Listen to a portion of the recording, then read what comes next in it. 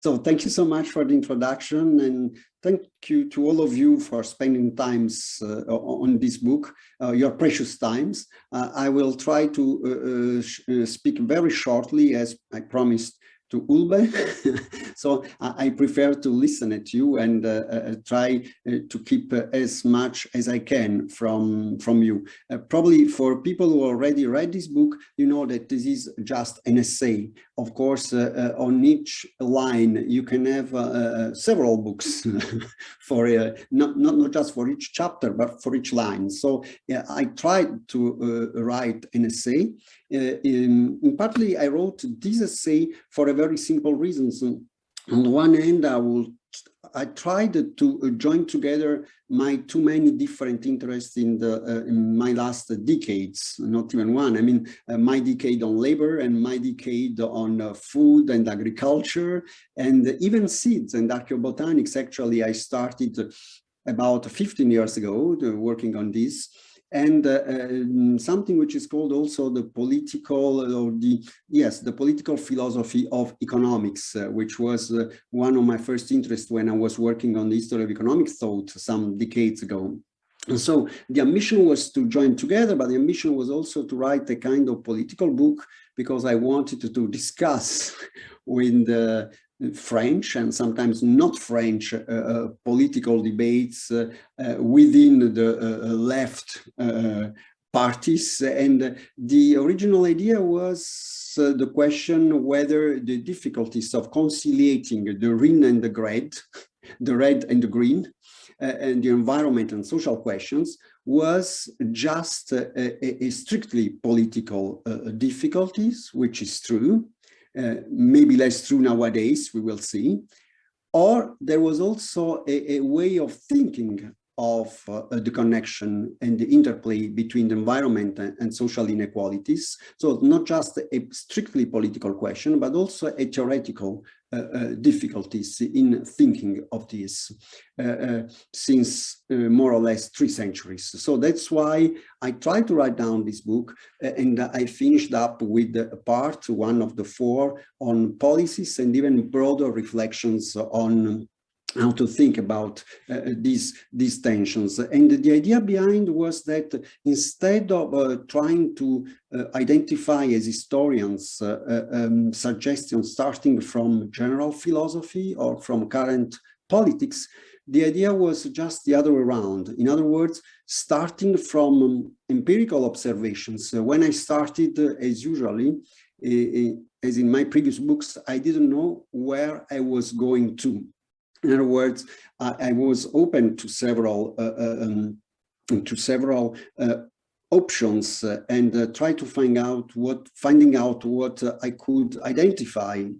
And the idea was to start from history to suggest something to other fields instead of the other way around. So this was the general idea. And then what? Then I tried to identify, as you know, periodization, but to me, it's important to stress the fact that if I divide the book and my history of capitalism into 3 periods, this is not a kind of institutional segmentation of time, you know, as we know, between ancient, medieval, or modern and Eurocentric divisions of times. This is for institutional cooking, for having post in medieval or contemporary history.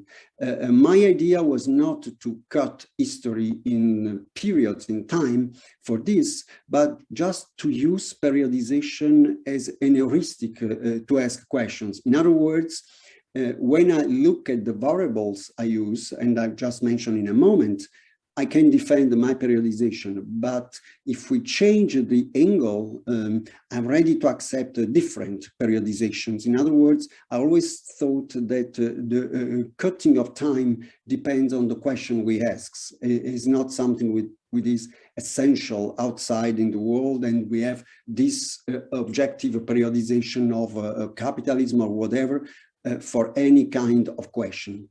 But for my questions and the tension between environmental, labor, inequalities, and seeds, these are my main variables. I defend these 3 periods. And the three periods are very simple. I'm not interested in what many books added during last decades, starting from the Neolithic. Everything started with the Neolithic. It's a kind of diamond approach. And I don't like it because, first of all, it's very deterministic. We have no opportunities of changes, of choices between the Neolithics and nowadays. And it's also forgetting everything about inequalities. We have something which is the humankind, and that's all. And I cannot share this approach, which paradoxically, as you know, nowadays has been accepted even by people like Chakrabarty in his last book, and humankind as a whole, all together to fight for the defense of the planet. So, on the other hand, I had doubts about the Anthropocene, which just restores kind of Eurocentric approaches, just replacing it to a given extent the Industrial Revolution and the role of the West with a new jargon. And so I'm relatively close to the idea of Capitalocene, but if we change, if we agree that we can define capitalism in a different way compared to the conventional Marxist approach. And so what I'm trying to stress, but most of my arguments were already there in my previous books, is that wage labor is not the main feature of capitalism and proletarization. Coercion and bonded labor work very well with capitalism. This is the first argument. The second argument is that labor must be included within the main sources of energy on the long run. Most of the books on energies just discuss about the passage from coal or to coal, it depends on the perspective, and wood, coal, nuclear, whatever you want, oil, but they keep labor outside. And my main argument is that the human and animal labor are there, are essential until at least the mid-19th century in the North, until the second half of the 20th century in the global South. And so the only valuable transition, the most important transition in energy we have is from labor to other forms of energy. And because of the central role of labor, we have the central role of coercion on one hand, of institutions of coercions on the other end, and third, the major importance of my book, because precisely of labor, the major importance of the fuel for labor, which is cereals and the control of seeds as a central feature of the capitalistic forms of accumulation. And that's why I make a distinction between the three periods, the 12th century to the 70s of the 19th century, and after I have a second period from the 70s to the other 70s, 19th, 20th century, and finally a third period from the 70s to nowadays with the different features that maybe we can discuss after.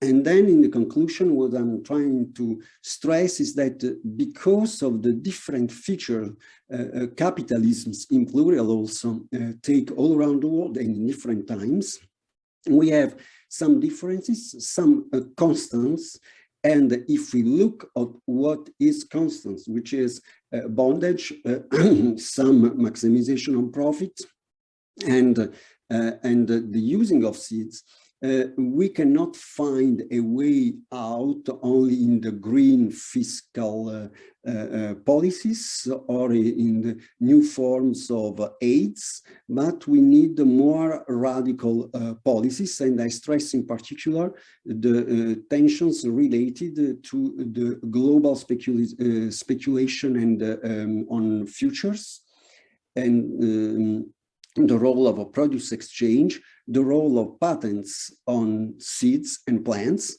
And starting from this, I try to stress also new policies or old policies on labor. What I mean is that we should need to add Piketty's fiscal policies to something else, and the something else is patents on seeds, new policies for labor, I mean cooperatives or stock options for the workers. And finally, I insist, all these policies cannot be adopted if we do not appropriate of democracy in the real term. And what I insist is that during the last centuries, democracy, which is a great idea, was always appropriated by a part of the population, the rich and male, and after the male and female without the immigrants. And finally, we have always the power of the lobbies on the institutions. And as long as you cannot stop this control on democracy, it will be, of course, difficult to adopt what I try to stress. And that's all. Thank you. That was exactly within the timing. That was wonderful. Thanks a lot, Alessandro. Loro Mazzoli, the floor is yours. Thank you. Thank you to have invited me for this webinar. You hear me? You hear me? Okay. Okay. So I will read my notes because I will be more fluent in reading.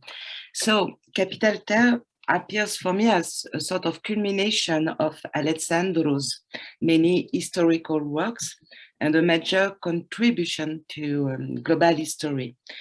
I'm not going to discuss, strictly speaking, this book. Rather, I will highlight its many insights.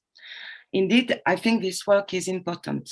It is important for economic and social history, for human science, and even more for the future of our world and democracy. And this work is also important for me personally, for my reflection on capitalism, its history and its future. So I like this book. First, I will underline three related reasons why this book is important.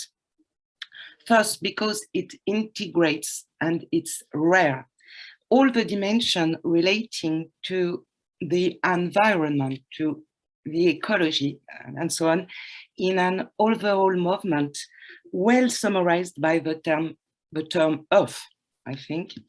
And this in order to analyze closely, accurately, the mutual influences and relations between ecological variables and the historical dynamics of economies and societies in general, and the historical dynamics of capitalism in particular.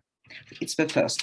The second reason why it's important, this book is important, it is, Alessandro has stressed that, it is because it articulates two fields that have been so far separated, both in analysis and in practice, both in research and both in policy, that is work or labor and environment, red and green politically. So this is very important because what Alessandro shows very clearly is how these two domains, two fields, are articulated in the history, and in particular in the history of capitalism.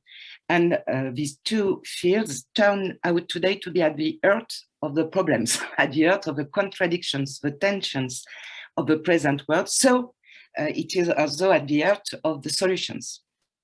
Third reason of the importance of this book for me, it is because it shows, in the perspective of global history, that we cannot understand the historical movement of capitalism and our current situation without linking two couples. It's my terms.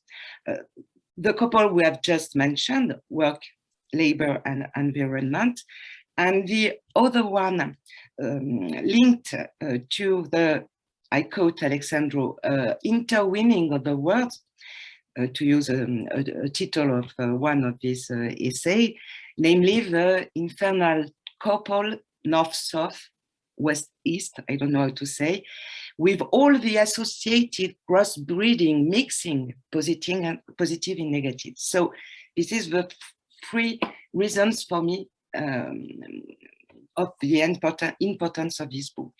And these three reasons for authorized to read the history of capitalism from a new perspective. And I will stress now four fundamental results for me of this book.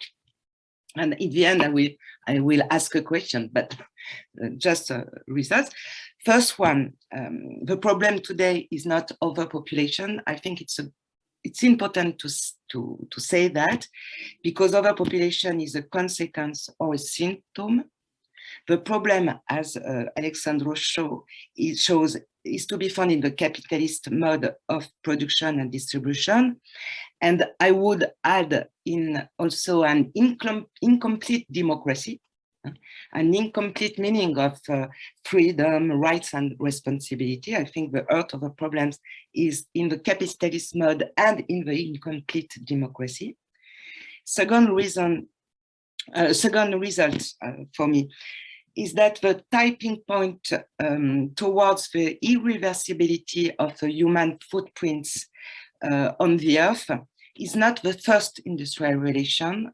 And I will stress 2 points on this subject. First, and it's very a contribution of Alessandro, this point, we should not focus only on the industrial dimension of capitalism. Not only because of the fundamental role of finance or speculation since the beginning of its history, but because also of the need to take into account the complex and decisive history of agriculture, peasant economies, and nutrition. And I think this is very important. And the second point about the first industrial revolution is that the full development of the capitalist logic takes place, it's clear, with the second industrial revolution, and continues with our globalized capitalism today.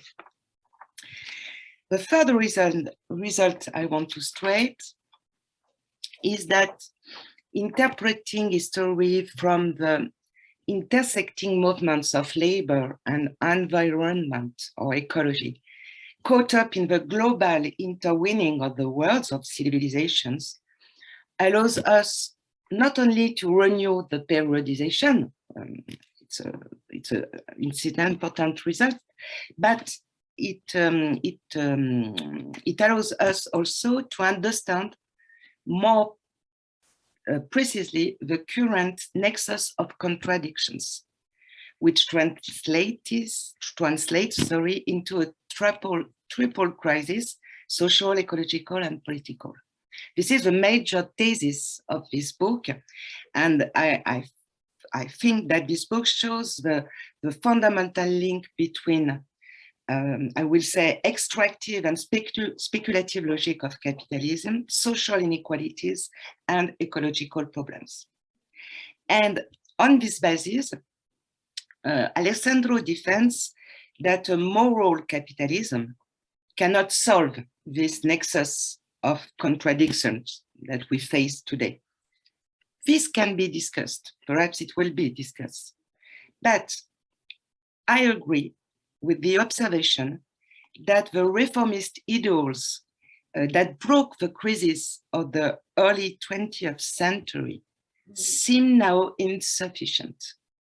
Even a nice idea like a reasonable capitalism, which I like, the author I work on, John Roger Commons, and industrial economics defense in the past the possibility of reasonable capitalism. But I agree, I think that these ideals cannot really help us today.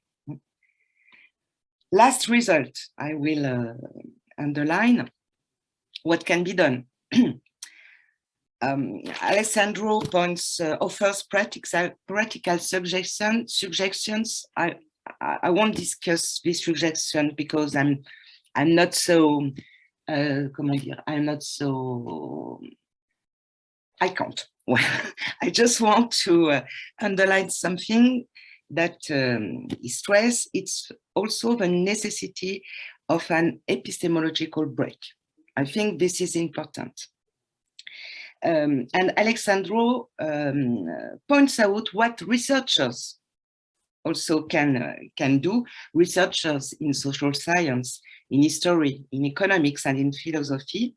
What we can do is try to rethink the political philosophy and the anthropology of economics to subordinate the economy. And to be more precise, I will use a John Dewey way of putting things. I think this philosopher is important because he went further than the reformist ideals of the beginning of the 20th century.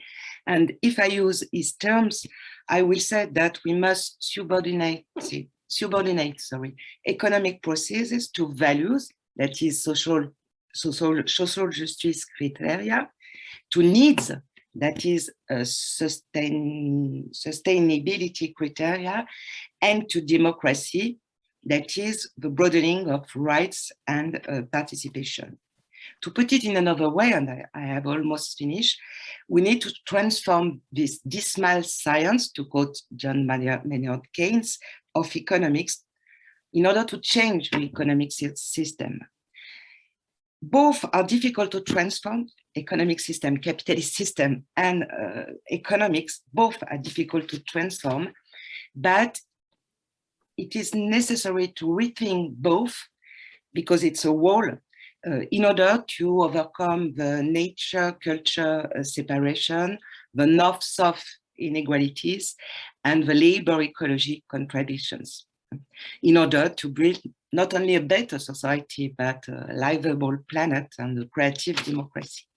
And to finish, a last word, I want to say that I share the essential thesis of this book, even if I may have occasional questions, essentially about the periodization, but there's always questions about periodization. Essentially, I've already said to Alessandro, essentially about the first period and the status of the 16th century. And finally, today, I want to say that there may be a tension between a periodization consistent with a couple labor environment, a tension between this periodization and a periodization that could be consistent with a global history of civilization. I think it's difficult to take all in one periodization. Well, it's all. Perhaps this is, I think this is significant of both the need and the difficulties to take together these two couples, work and environment and global history, I will say. I think I take my time. Thank you. Great. No, that was really great. Thank you so much, Laura. And I'm sure we will have plenty of time later also to go further in the questions that you raised. Thank you for that. We will now go to Benoit d'Aviron. Benoit, the floor is yours. Okay. Well, first, thank you for inviting me to this seminar. When Ulbe proposed me to be a discussant of the last Alessandro Stanziani book, I have immediately accepted. I have been reading Alessandro for more than 20 years, and I really appreciate his work on the history of own labor and the quality of food also. And starting to read the new book, I was quite fascinated by its main objective, that is to discuss historically the link or the relation between nature, or exploitation, and inequality. And even more on an analysis based on agriculture, my field of inquiry. And actually, the work done by Alessandro is very impressive, and the result is very rich, very dense, and very complex book. However, of course, I'm afraid there is a certain number of empirical and theoretical problems that weaken the project, actually, and the main objective of the book. I will speak very quickly on the first dimension, the brain of empirical. But actually, there are a lot of, let's call it misprint, or even errors and confusion in the book. And I'm quite embarrassed to say that, but maybe it's the result of my initial training as agronomist and then of economist. But for me, it makes the book hard to read.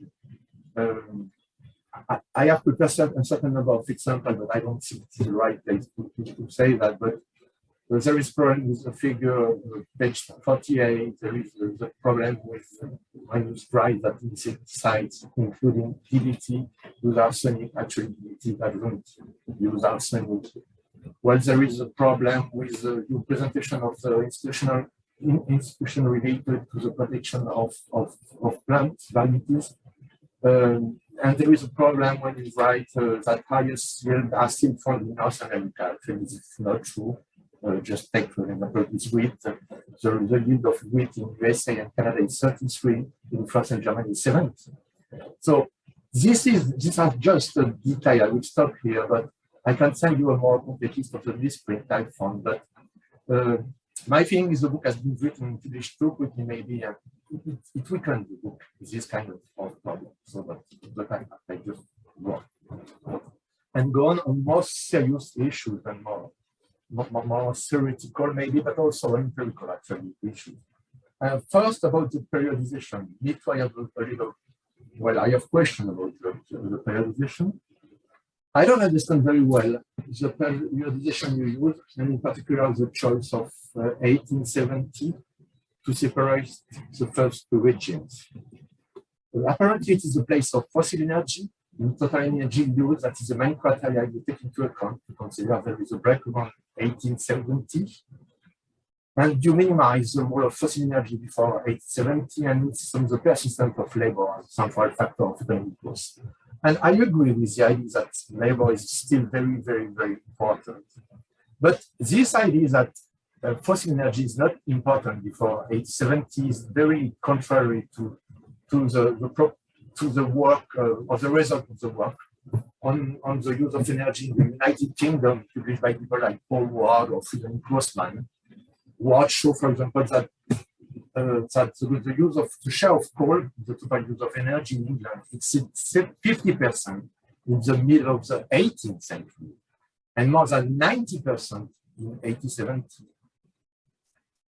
Based on the same, on another method, Grossman showed that in 1836, the energy provided by coal became bigger than the one provided by biomass. So, and even more important, maybe, is the very radical change that fossil energy and the steam machine create in transportation from the very beginning of the 19th century. One of the very characteristics of the organic society, or maybe I prefer to call it solar metabolism society, is the tyranny of distance, and even more the tyranny of continental distance. The steam machine used for the railway destroyed this tyranny well before 1870. In 1870, 21,000 kilometers of railway have been already created in the UK. It will peak at 30,000 at the end of the century. And during the same period, the same year, 1870, in the USA, the length of railway was already 85,000 kilometers. And you cannot understand the dynamic of the frontier in the USA, but also in Russia or in Argentina or Australia, if you don't take into account the railway factor, and then the steam machine, and then the coal. It ends the tyranny of distance, and it changed the world from this point. Well, second point, my second problem, more theoretical, is the use of capitalism. I see what I call the magic word, capitalism, as an explanation for everything. Actually, I'm not saying that capitalism doesn't exist. Of course, capitalism exists, and capitalists exist too. But in my view, there is no point in trying to explain everything to understand the world of yesterday only with capitalism. And I just take two examples from your book that are discussed in your book. Let me check the time. Famine in the 20th century. Famine in the 20th century. As you point out, the worst famine occurred in USSR in the 20s and 30s, and in China in the 60s. Well, and this is in two real socialism countries. You explain it by saying that the 20th century has experimented beside market and environment, a major cause of famine politics. But what does it mean? I don't understand. I don't know what that it means when you say politics, actually. Second example, hybrid seeds. You write page 37, that hybrid plants have dominated during the second period, 1870, 1970. And that the production and diffusion of hybrid plants was a product of capitalism. But actually, hybrid wheat didn't appear before the 80s with a limited success. And even more interesting, hybrid rice technology emerged in socialist China in the mid-60s and was introduced in the countryside in 76, the year when Mao died. So it was a pure creation of the socialist China. And hybrid rice has not been used in the USA before 2000. My position here, but I will not elaborate on it, there is no time for that, is that you cannot understand the world of yesterday without taking into account the question of nationalism, international rivalry, and wars. And nationalism, international rivalry, and wars have their own history that can be reduced to the history of capitalism. Well, last point is the use of the notion of South. It's not very clear for me who are the countries you include in the so-called South. But you use this category from the very beginning of your book, including the first period. In my view, this is a typical example of anachronism. The South, or Third World, or political as you want, is a political elaboration that emerged after the Second World War as an alliance between countries with very different histories and very different levels of income. It is an alliance that is dead today, and even if the expression global South is very used until now. It died 30 years ago with the second globalization and the incredible rise of China. I really think that it doesn't help to use the term South to explain what is happening in the world before World War II and after 1990. Strangely, and knowing your past publication, you describe a word, a binary word, composed of an Occident and a South. And one more time, where is USSR in your vision? South or Occident? Well, to conclude, I can say that I have not been convinced by the book, and I'm very surprised by its contents. Even more surprised that I appreciate a lot the work you have done on the labor issues, but also surprised because I know that you have worked on published on Russia and USSR, whose history doesn't fit in the analysis proposed by the book, but like it doesn't fit in any analysis that want to explain everything with the magic word capitalism. Thank you. Thanks a lot, Benoit. And we will now go to the last speaker of our panel of discussants, Ulbe. The floor is yours. Thank you, Anne. The reason why we decided to have this webinar is because different places in the world, in France and in the your mic is cut. Sorry. Thank you. So the reason why we wanted to have this meeting as a Commodity Frontiers Initiative, which is a worldwide network, but mainly located in the global north, if I may use this expression, is that we discovered that a lot of the questions that are posed in Alessandro's book were also the questions we posed, for example, in an article which we published a couple of months ago, no, a year ago, I think, in a Journal of Global History. It's about studying capitalism as a historical phenomenon, as being embedded in history, as being subject to historical change. I think that's the big thing. And the reason why we're doing this is because we want to see capitalism not as a kind of juggernaut that is unhinged and not uncontrollable by human interventions, but something which has to be subjected to democratic control. That would be the ideal, and I think Laura has made this point very clear in her comment. So this is, I think, the double mission. First of all, to historicized capitalism, which comes immediately with the periodization.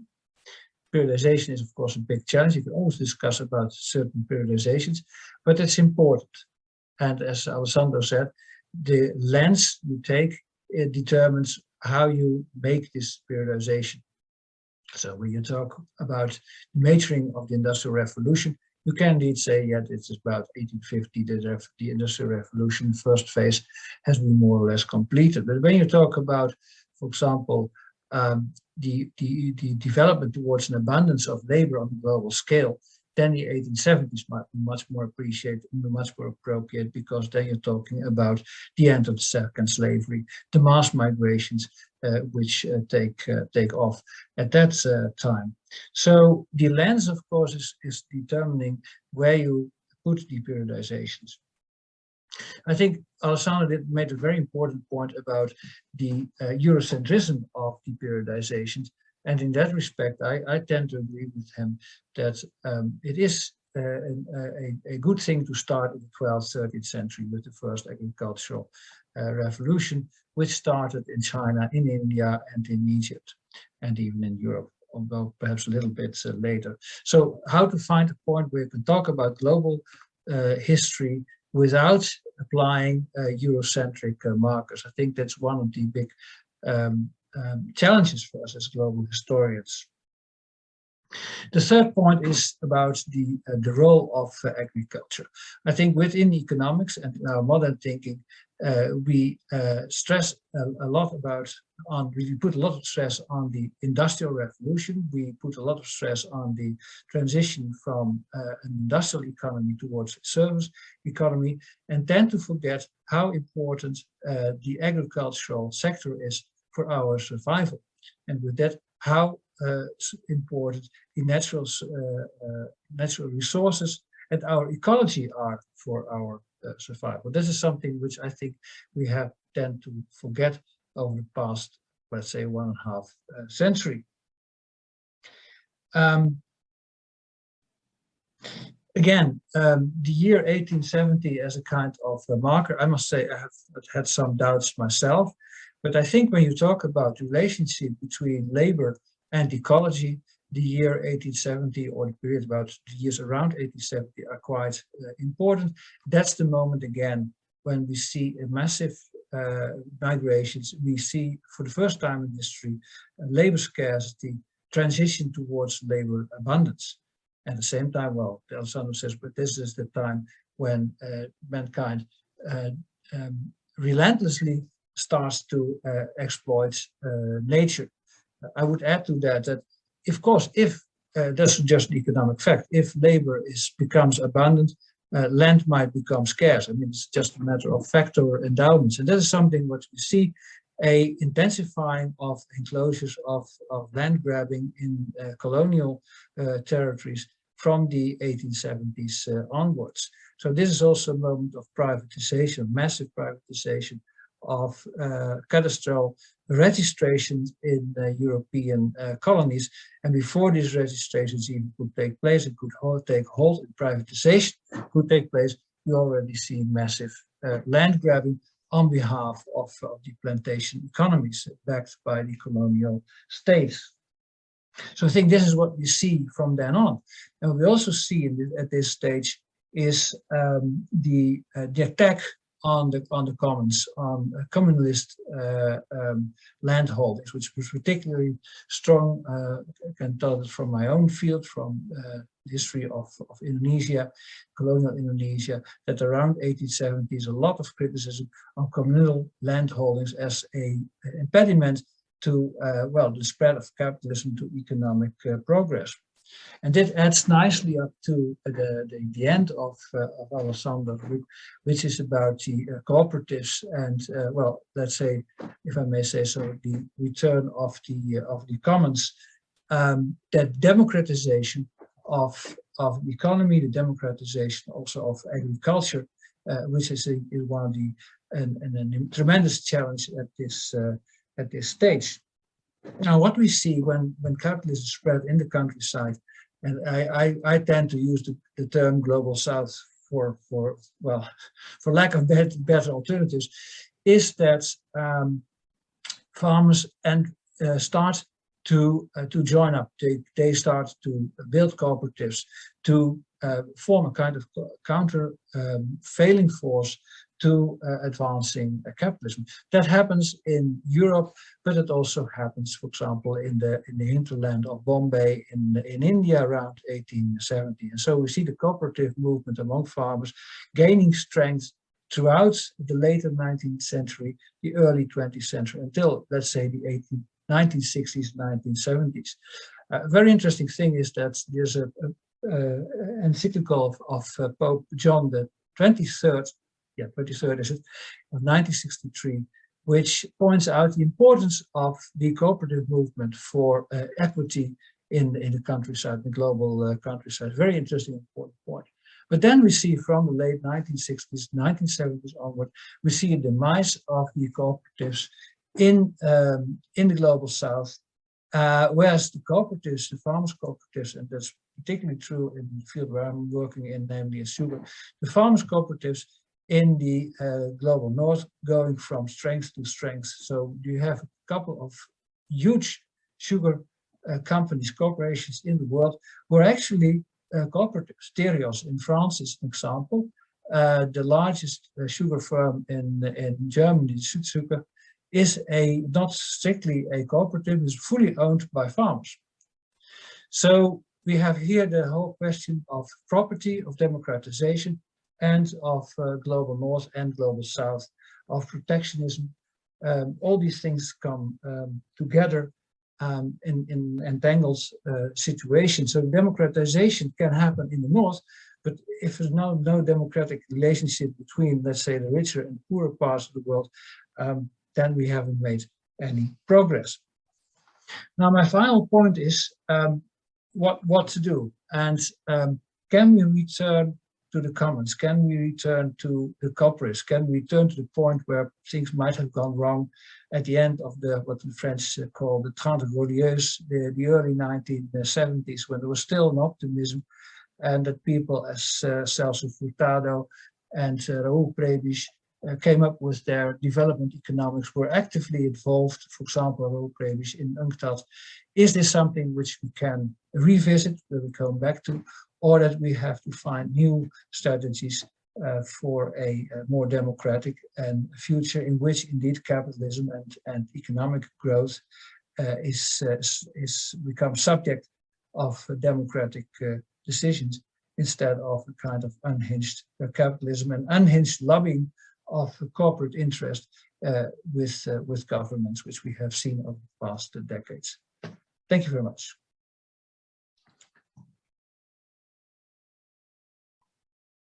Sorry, now my mic went on mute. Thanks a lot, Olbe. That was well. All of you have been excellent, also with the timing, which gives us now the time to pass the floor back to Alessandro to respond. And in the meantime, I just want to invite everybody to share their questions or their comments, their thoughts in the chat, so that we can pick them up afterwards. Okay, thank you. I will try to be brief to discuss a little bit more after with the rest of the audience, as promised again. So I will just pick, as Ulbe suggested, some of your terrific suggestions by the three of you. So I just pick some. For Laura, I think that it's important is not in the book, but I think that the way we conceive of economics is important, is crucial, is not exactly in this book, but as you know, it was my past, and in part, as you don't know, is my future, working on the way of rethinking cultural economics, or how to define economics. And of course, there is on one hand the institutional economics of commons, as you know, and my interest is exactly what you mentioned. There is something that we should find moving back, both in Dewey and his epistemological attitude. After all, as we were in groups where Dewey was really a reference, and so to a given extent, of course, I was inspired by the epistemological attitude of Dewey and no problems in discussing together, I don't know, Commons, Rousseau and Amartya Sen. It's precisely because of this attitude out of any ideological structure. But I would add another point that you stressed, and to me, I'm very dear to this, is the role of economic anthropology. Economic anthropology almost disappeared, in particular from development economics. All the economists of development, including Stefan here, they don't use that much economic anthropology, and economic anthropology was extremely important over decades. And I think that there is a missing link, and the way of re-injecting economic anthropology into our reflections should be part of our discussions. There are, as you know, there were the so-called development economics based upon economic anthropology during most of the 50s, 60s, 70s, and then development economics turned into something else, into an exercise without economic anthropology. And I think that we lost something. I don't mean that we must go back to the conventional, I don't know, Polanyi or stories like this, but still economic anthropology, and I insist for my other books, not mentioned here, economic anthropology in a decentralized way is important. In other words, among the social sciences, the Eurocentrism is very strong among the economists, among lawyers, and sociologists as well. It's complicated, but anthropologists are extremely interesting from this perspective. And it's interesting as well, this is not the arena because it's discussions that I have with historians from area studies. It's interesting that the most of the centralized fields, which are anthropology and to a given extent area studies, do not agree one each other about what decentralizing means. For most anthropologists, the same idea of area studies is a nonsense. And I think that we should take into consideration these tensions about language and economics. And to use economic anthropology, maybe we can go back into discussion about this. But I think it's important to take into consideration these multiple dimensions. So thank you for this, and maybe we should go on in this discussion. Just a point, and I pass to the others. The importance of economic thought is there. And at the same time, I'm skeptical, as you know, on the role of economic experts in democracy. So I want to go back to rethinking economics, but then political decisions should go back to the real democratic arena and not just to experts. So one is not in contradiction with the other. With the other discussions, we can go on for centuries or decades with Bernard. Of course, I know that my approach doesn't fit at all with conventional economic development. So I agree with this, and I agree, for example, on a fact, Bernard. The problem is that the 70s, we can go on over decades. There are different approaches on the role of the first and the second industrial revolution. You stress the role of the first, you stress the role of railways. It doesn't fit at all with my scheme. We can have different data. You have your data, I have my data, and there are many different interpretations. For example, I rely much more than you on the so-called revisionist approach to the Industrial Revolution with a labor-intensive path and a real shift with the 70s and not before. The railways, it's there. But I'm not making the history of railways, and it's not true that I forget the role of fossil energies. What I say, and I follow Worde, so that's why I don't understand what you say the opposite. I follow Worde. Coal was already there since the 13th century. The real shift is not with the railways. The real shift is with the second industrial revolution in terms of CO2 and all the rest, and we have data on this. But on the contrary, what I put the finger on is the role of labor as a source of energy. And this is, we can go on with your discussion between coal and wood. Great. But what about labor? My point is that labor is important and it's not there in your story, as it's not there in Worde's story. and as a source of energy, and all the rest, it's okay. But is included in the calculation of war and post-war. Pardon? It is labor is included in the calculation of war. On the calculation of energy. Of all war, yeah. Yeah, but yeah, it is included. There are other estimations in the World Book, World Malanima, and all the others. There is a small part on labor, but they don't introduce all the rest of the story. There are other articles of them in which there is all the chapter and labor energies. And I start from them when they insist on the collapse of labor in the 70s and not before. And it's there. And it's there. I mean, you have a lot of labor, even in Britain, until the 70s. Then we can discuss on other data, but why not? On capitalism, I agree and I don't agree. In other words, I put Russia and China into the story, but my problem today is not to reform Russia or China. My problem is to discuss long-term capitalism. So the contribution of Russia and China to famines, and famines as a politics, is precisely because I come from Russian history, that I can make a difference in the 29 or 30, 32 famines in Africa related to speculation and to futures, and the famines in Ukraine, which are much more political. And I use this term as all normal historians of Russia do.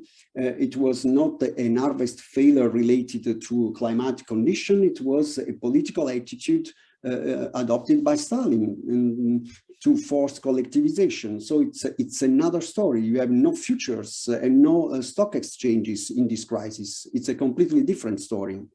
And so that's why I think it's important to stress the difference, but also I insist the interplay between the systems. In other words, we are too much insisting on the so-called iron curtain, and I insist on the fact that circulation of notion, ideas, seeds is very important across the curtain. And that is why to me, is important not to put out China and Russia, they are there, but to put there in an appropriate way, which is not the conventional Cold War approach. That is my problem. And I prefer to follow the so-called global Cold War approaches, in which beyond the curtain, we have a third world with all the actors, and we have a communication between the curtain on the two sides. So, and the nationalism, I agree with you, it's not there.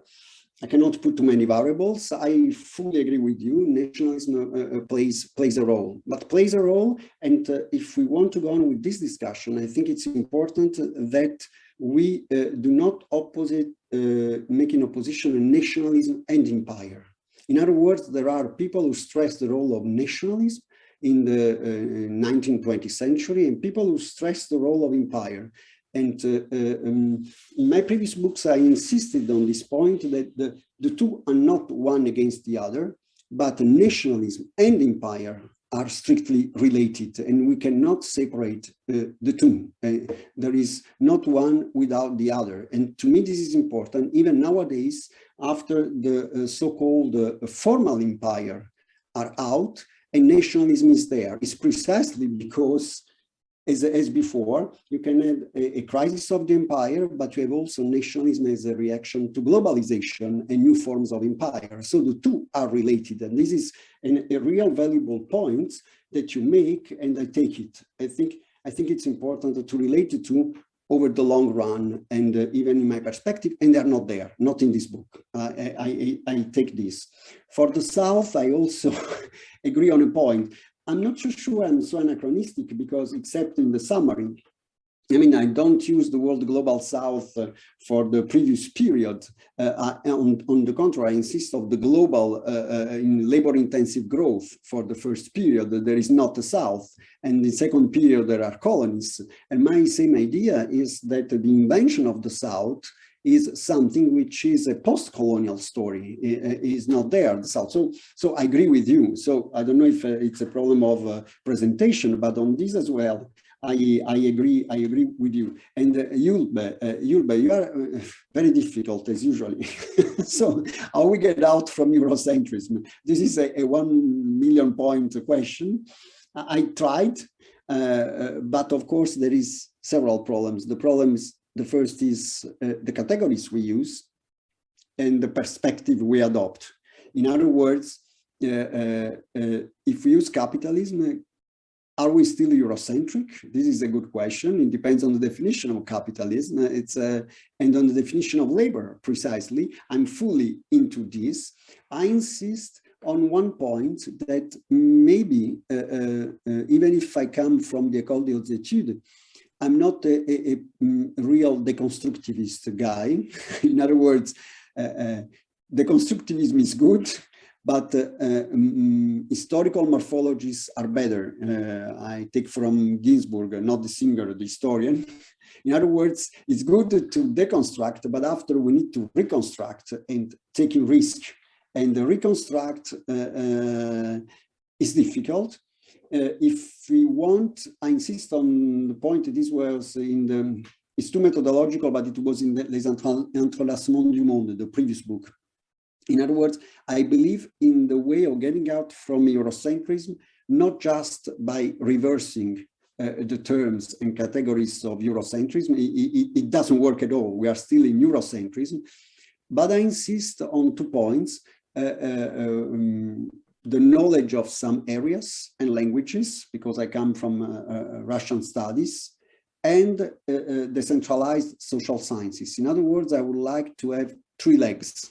You know, the real knowledge of some areas, including languages, a real knowledge of social sciences, but conceived in a more decentralized way. In other words, for, I don't know, for economics, it's not just Smith and Keynes and so on.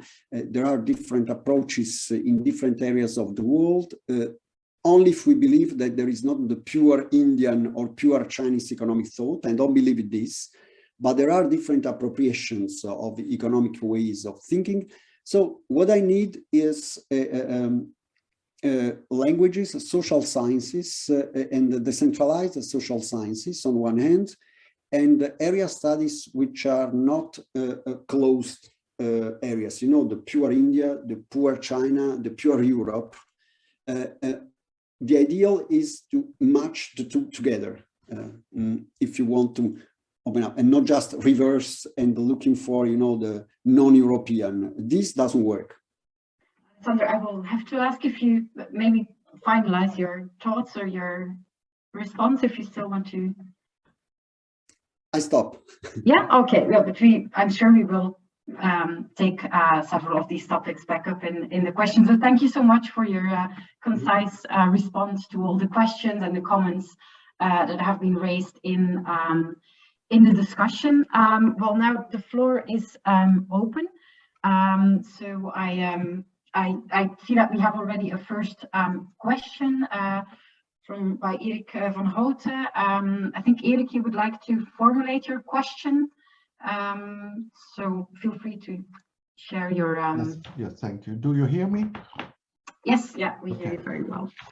Yeah, hi, Alessandro, and thank you very much. I regret I haven't read your book. My bookseller only was able to send a copy the coming week, so it's a lousy excuse. But anyway, I had a glance at your introduction, and I followed the discussion, and just to take up the point of the relationship between the use of concepts, periodization, and then related to the questions you ask and the perspectives that you develop. It's both a comment and a question. The fact that you start in the 12th century, well, of course, I really do think that it can work.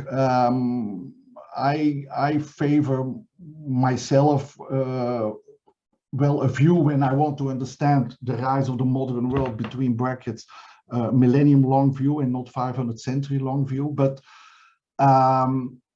when you started to explain that and saying, well, when the books and referring to Diamond that start with Neolithical period tend to become static and so on, I don't think that is doing justice to this kind of very long durée. I really think we need very long perspectives, even surpassing the Neolithical so-called revolution, to understand the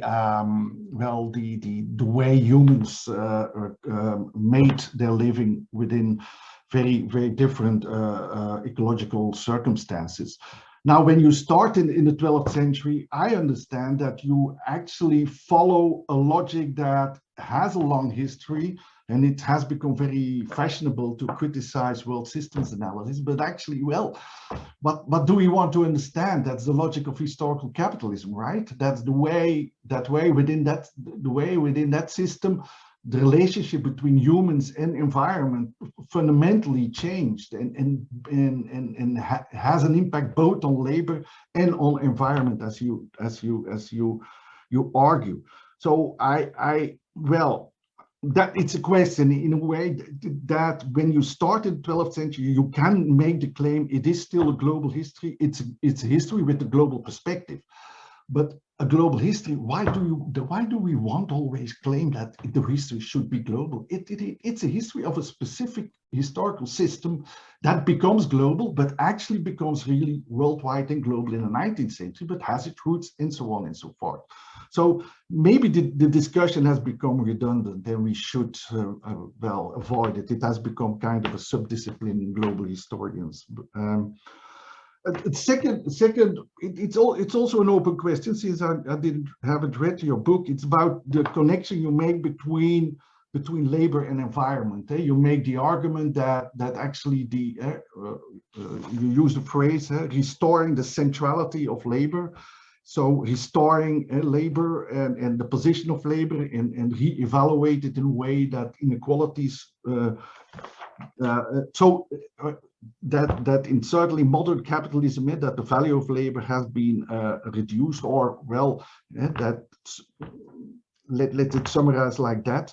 Now, and then bring up, for example, the example of cooperatives. I see that argument. Now, relating that to more radical, because that's another point you make, radical environmental policies, is it something that you see as inseparable? Because what I can see is that you perfectly can have radical labor policies disregarding environmental issues completely, or that you can, of course, have radical environmental policies disregarding labor relations, which is actually one of my fears, sometimes called green fascism or green, so that you can have a very kind of Handmaid's Tale-like regime, for those who have read the book. So what argument are you making here, and are you really elaborate that, or make the claim that you cannot have a kind of restoration of or reducing of inequalities without having these radical environment policies? And why is it so? So I think there's kind of a link that maybe should stress more, because they are not linked automatically. Like that's it. But thank you for your interventions. Absolutely.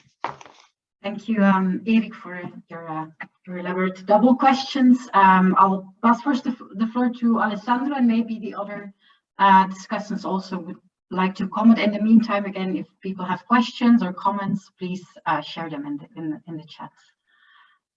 Alessandro. Okay, so thank you, Erik. As usual, you keep the crucial point. So I just try to answer a little bit to your questions. Let's start with the Neolithic. I love the diamond story. I'm not against the Neolithic per se, even if I'm suspicious, as Marco Bloch said, with the idol of origin. In other words, the approaches which need to find the origin, and we have a kind of idol of this. So if we want to discuss about environment and labor and so on, we must start with the very beginning, and this is the Neolithic. Maybe yes, maybe not. I'm not sure. So I'm not against, and I'm not against the using of collaboration with the scientists. Quite the contrary. I discussed with archaeobotanics, and this is also a major criticism at the école, where you cannot use science as such. So I take the point. My only point with the Neolithic story is not so much the origin, but the fact that they insist so much on seeds that they forget the historical bifurcation. In other words, you start from there, and because of the initial endowments of plants and animals in different parts of the world, you go straight down to the 16th century or the 17th, because it was, and this is my point. So we can use the Neolithic, but in my opinion, it can be used in a different way, a little bit less deterministic. So this is the only point. Wallerstein, yes, Wallerstein is a real point. It's the same point as Lohr. What about the 17th century? And is not there and crucial. And I agree. I mean, I thought that Wallerstein and his approach brought a lot if we put in the 70s. I mean, the debate was really on another step, and thanks to Wallerstein, it was brought into another dimension. I fully agree with this. I have only one point with this, and that's why I don't put the 17th century. First of all, because before the expansion of Europe, as you know, I worked for many years after Russia. I worked for at least 15 years on the Indian Ocean world. And in India, and you have a completely different chronology. The so-called expansion of the West and the great, and so, it doesn't mean anything seen from the Indian Ocean. So you have a different perspective. And when I wrote Bâtisseurs d'Empire, not translated into English, but the transformation of the three Eurasian empires, in their own perspectives, the West didn't become something as major or worrisome or interesting before the very end of the 18th century, very late. Before that, there were people more or less there, more or less savage compared to them, and that tried to enter into their areas without reaching anything. This was true for the Russian, for the Mughal, for the Safavid, for the Chinese as well. So the West was there. So seen from Eurasia, the expansion of the West, it doesn't fit. And so that's, and then also I skipped over Wallerstein, not only for this Eurasian perspective, but also because in terms of control, I'm even more radical than Pomerantz. I mean, they had difficulties in controlling some areas, including the Indian Ocean, until the 19th century, until the steam. Even in maritime, they had a lot of difficulties. So, this trend, it's important. I think that inequalities and independence is something which is important to me, coming from Wallerstein. But the periodization is different. But of course, as with Stefan, we can go on for centuries, because these are debates which are, going on since decades. So I accept that I push on this side, but I fully understand that we can push on the other side. I defend my argument, but I think it's important also to consider the other point. The other is why global. I agree with you. I mean, the global, I think that you mean the world. We don't need the world. I fully agree with this. It's the first time that I take the world. If you want my advice, I always refused. But I think that this perspective is not necessarily. It depends again on the question you want to ask and you want to raise. And for this particular book is my only first, maybe last exercises in world perspective. In other words, I always defend the idea that there are many approaches to global history, and the world history is one approach, which is good for some kind of what I call the synthesis or advanced handbooks, and mine is a synthesis. It's just like this. On the contrary, there are other exercises with connected history or with comparative history or local pushed into a broader perspective, which I did in other books, which are much more interesting perspectives for answering other questions and for being more deep into the questions. So it's a different kind of exercise. I've always defended and always do this in my teaching, multiple approaches to the global according to the aim, goals, and what you want to do. So the planet is very limited. It's good for some stuff, that's all. For a kind of synthesis, you cannot do more. So that's why. And the real link, yes, between the labor and the environment. Of course, my point is related to the relationship between, in the past, labor as a source of energy. And that's why I put it there. And the role of plants, all labor intensive. This is extremely crucial to me. I mean, cereals are the fuel of labor, and they are all labor intensive activities, extremely labor intensive. And that's why we find this connection. And the problem is what we do nowadays. There are people in France, I think that Stefan knows, and even Laura better than anybody else, who say, okay, so do we have some energetic slaves? You know, les esclaves énergétiques, to go back. So what we do, we go back to labor, slavery and intensification to reduce pollution. And this is a real point.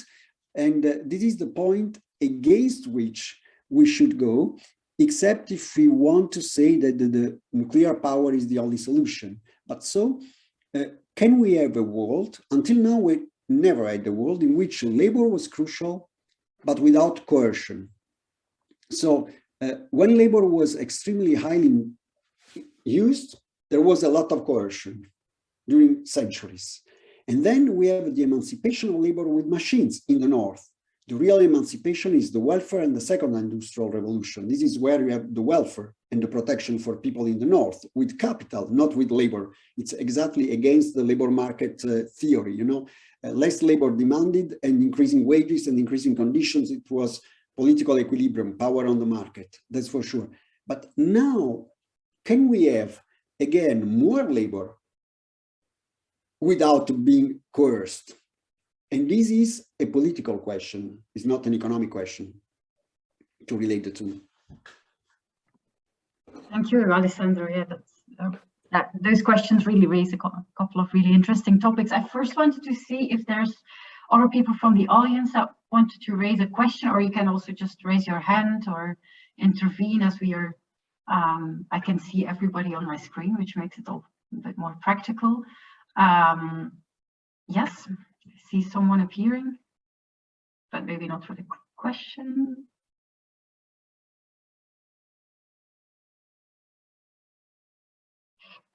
If no question immediately appears, I wanted to ask if some of the other discussants also wanted to come in or maybe comment. Ulrich, yes.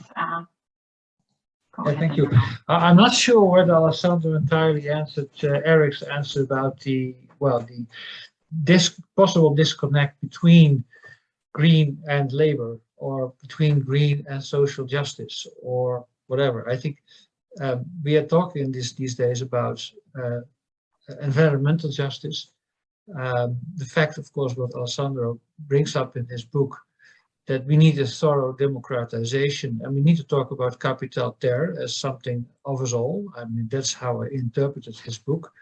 So I think that's, I think it would be nice to go a little bit deeper into Eric's question. How do we ensure that the two will be united and not be disconnected by some kinds of populist discourse, either environmental populism or social populism? I think that's one of the big challenges. And I think together with this comes the question of how to come to a movement for democratization which is truly global, because a globalization which is just via campesina somewhere in Latin American country at a local level would not work, because it will be washed away by corporate capitalism. If it's just in Europe or in the United States or in Japan, democratization, it might also be quite selfish democratization. And we've seen progress in democratization in the past, which was narrow and confined to self-interest of certain groups. So how do we get the next stage in this development? Thank you, Ulbert, for going back to the other side of Eric's question, which is political, and this is important. Okay, I agree. The question is, on one hand, you have most environmental policies, which are not always interested in the inequalities and justice. That's why you have, as you know, the basic is all the fiscal policies, the green fiscal policies, which most of them are extremely regressive fiscal policies. So they increase inequalities in any country, and increase inequalities, now to use the North and the South approach, just with the defiscalization. So that's why I'm skeptical on the green policies. The question is how we can reinject something which is related to the environment into social policies. And that's why, from this perspective, I start from Piketty fiscal policies. This is the basic. If we don't have taxes on high incomes and capital, we don't have the resources even to enhance social and environmental policies. So this is the real basic. We need more taxes on rich people, and this is the basic ground. But the second is, how do we enact politics to reach what we need? And this is the last part I try to discuss. I'm skeptical, but I understand that now for populism and so on, we have many people skeptical, including young people, on the representative institutions. So when I discuss this book, many people say, great, I love the inequalities and environment stories, but so let's get out from the parliament. And this is the real populist danger that you mentioned. And I think that in the nowadays attitudes, even in the US, if you think of human rights as Samuel Moyn suggested, you know, on one hand is this, in France we say this Babacool approach, we need the real human rights and the fault is the state. But when we say that the fault is the state, this is not impossible to converge with the libertarian attitudes in the US, no state at all. It's not by chance that when people insisted the role of the NGO and sit-in and spontaneous assemblies against the parliament, I understand many young people, including my daughter, because they don't see how they can catch. But the solution, I disagree that the solution is just a normal sit-in on the NGO approaches. There are many limitations, but the question is that's why I insist. The ideal democracy was not that bad, but when we experience really, I'm not sure that we have never really experienced democracy. I give more details. That's why I said, in the 18th, 19th century, just rich male and owners, white, and there was democracy. And after there was an opening up to other classes, and just men and white. And after the Second World War, women were finally included, but not immigrants.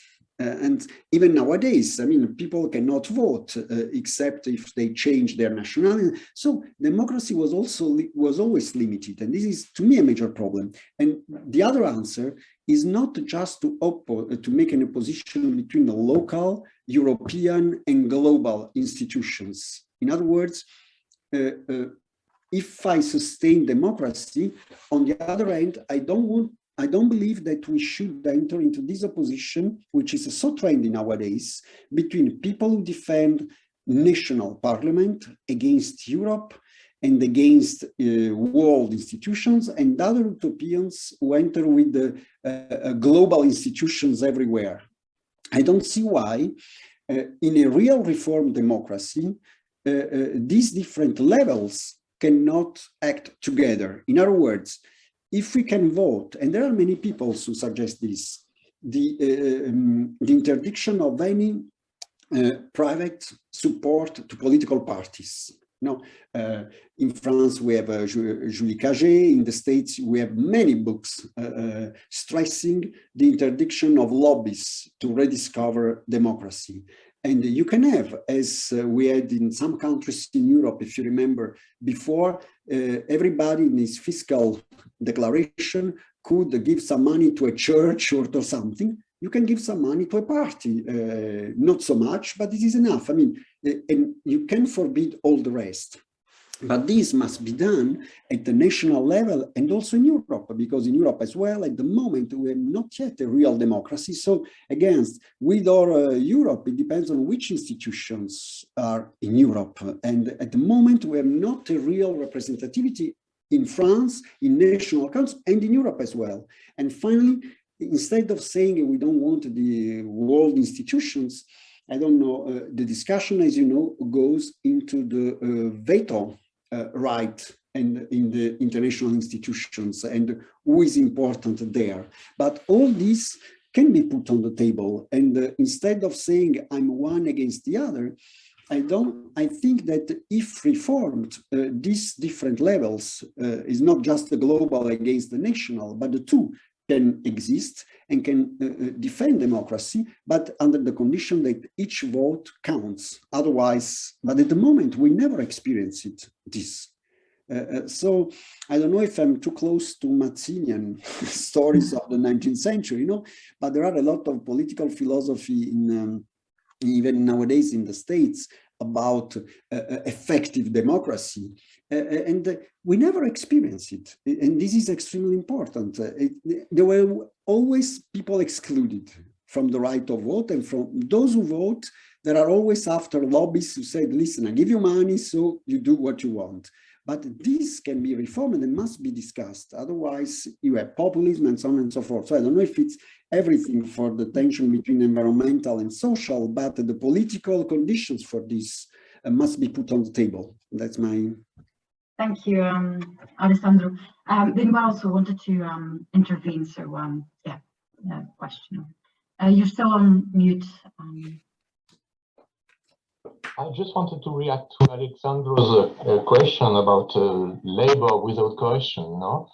How to do. And just to point out that I guess that historically the main alternative to coercion has been desire for commodities. This is Devry's industrial revolution.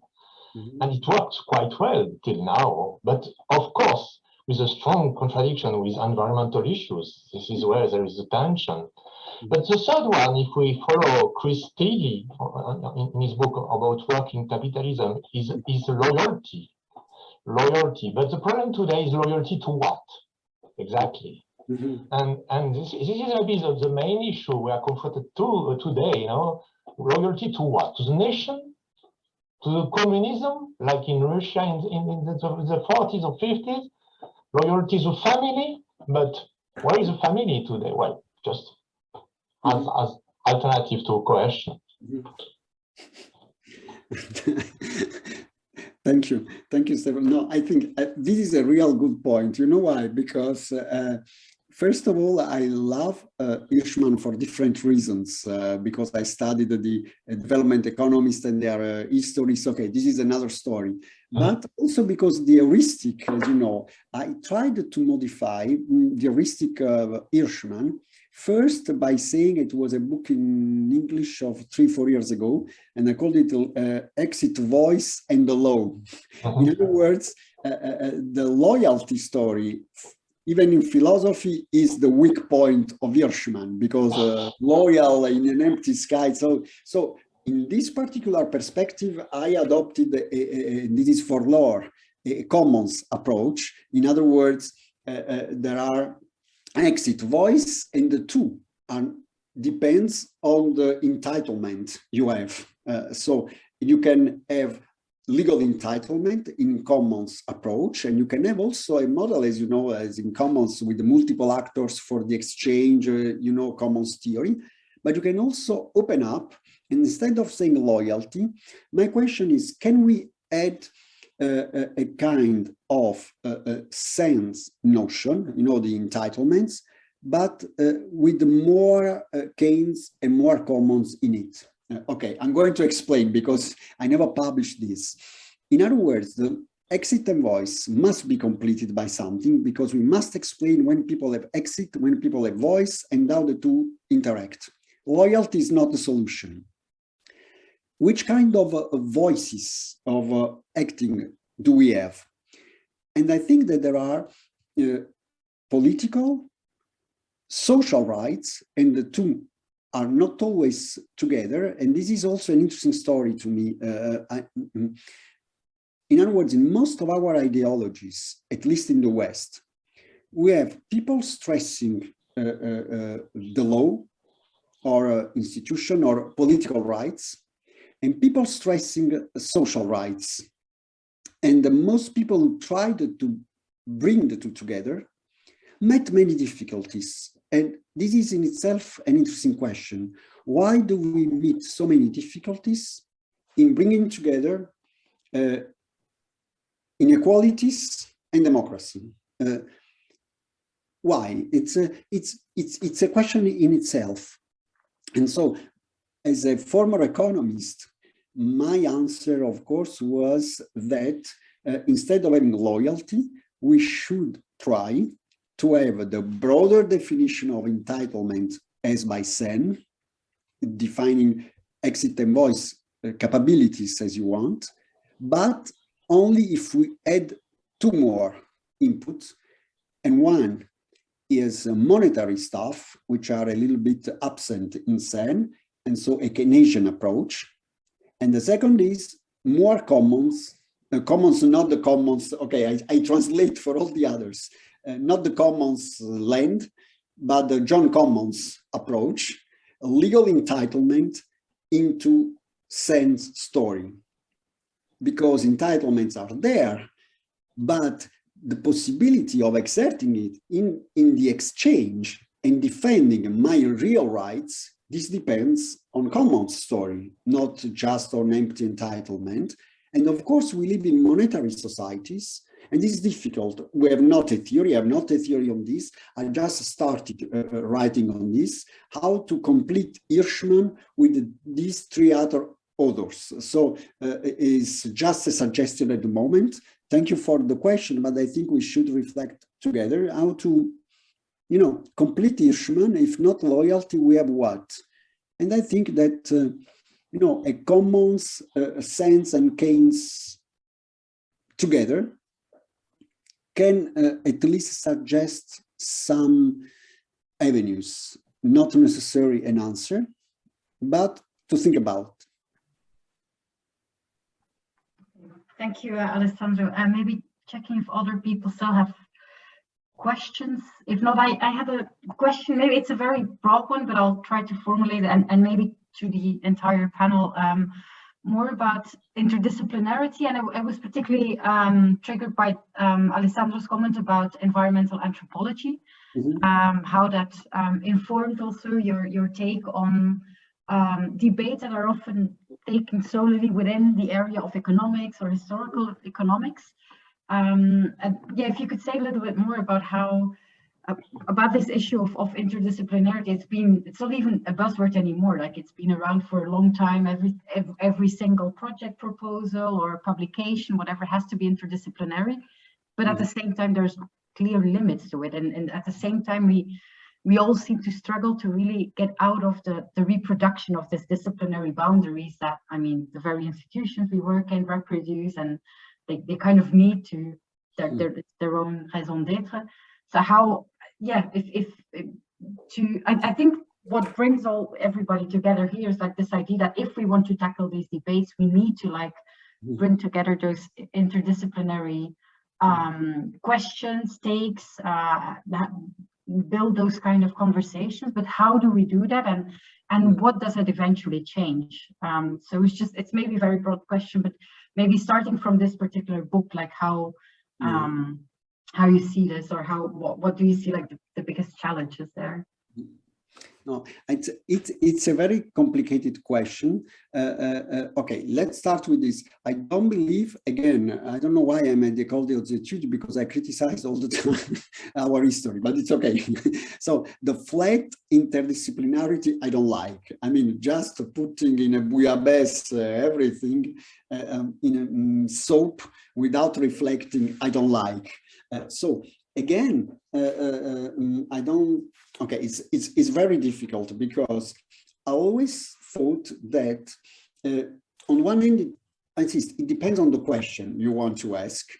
And I think that always used a major and a minor to be very simple. You know, for example, in Capital Terre, I never used a skill in language or erudition that I could use in Les Entrelacements du Monde, because the question was different.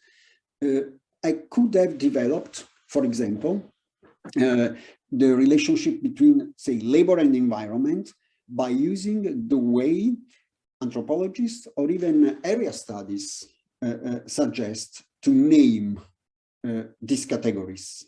Okay, just give you this example. So that environment means this, this, and this in 17th century China, and this, and this, and this in 18th century Russia.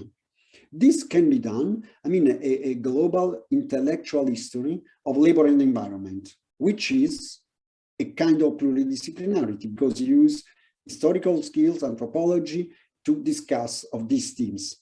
But this leads you where? In other words, this can give you answer on what? On how ideas circulated at a certain moment. Okay, here I didn't want to answer this question. I did it for other categories in another book. And here I wanted to preserve some economic approach without discussing, you know, the local categories with all the limitations of this, because my worries and my questions were different.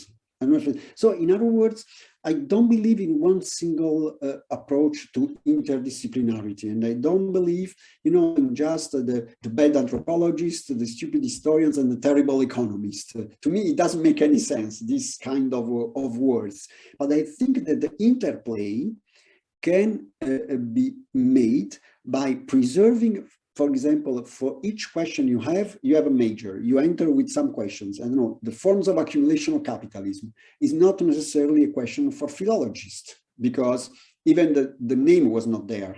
But it's a question for some economists or sociologists. And this can be answered, for example, by using not just sociology, but also, I think, political philosophy, for example. You see the point? In other words, and which kind of political philosophy I can mobilize for this. And I give you one last example to say how bad can be interdisciplinarity. I always explain this. I was mad in my young years, many decades ago, to make 2 PhDs. But the difference is that when you make a PhD in history and another in economics, and you want to read some Russian books in economics, it's impossible to conciliate the two. Take the same book. I had some Russian economists of the end of the 19th century. Economists ask me, what's new? What do they bring to what we knew about rural economics? What's new? What's the improvement? Okay? For an historian, it doesn't make any sense. To this, what's new? Which kind of circulation of ideas? I mean, they are not at all interested if Chayanov was new compared to Smith. It's not an historical question, okay? But for an economist, it can be stupid, but it's a real question. What we can learn from a guy called Chayanov? And I think that it depends on the question you want to ask. And I don't believe that one field has the real holy Bible of the answers, you know, and that I think that sometimes economists themselves are justified when they say, okay, what do we need for this guy? I mean, what can I enter into the third world at the moment they say it in a different way or not? If not, I don't care. So, and historians say, you don't understand. But I think that, you know, the way the same text is read even with the interdisciplinarity, can be very different because the goal is very different. And the goal and the major difference that I feel in these different fields in which I worked is the role of normativity. And I finish with this. Political economy and economics is a very normative field. And this is one of its strengths, but also one of the sources of its limitations, because normativity implies a lot of strong ways in entering into categories, historical determinism. It must be because I must suggest something. Exactly as this book. Capital Terre is the first normative book I've written. And when you enter with normativity, you need periodization, otherwise you cannot suggest policies. You see all the points. But in other books, if you want to make philology, maybe, except if you are, and this is for Stefan, except if you are a nationalistic philologist, which is often the case. I defend the language in China and Chinese values. So philology is sometimes very nationalistic.